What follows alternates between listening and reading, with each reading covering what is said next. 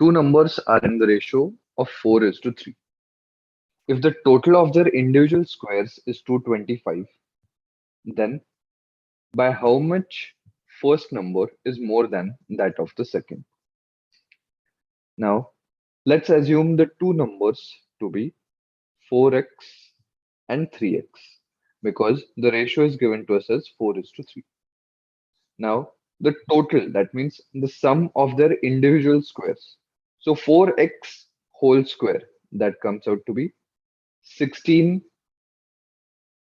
square, and 3x whole square, that becomes 9x square. So the addition, that is 25x square, is equal to 225. So therefore x square comes out to be 9.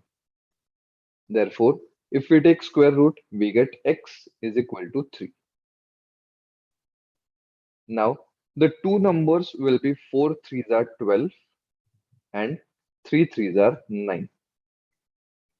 Now, the question asked is then by how much first number is more than that of the second? So, 12 minus 9, we get the answer as 3.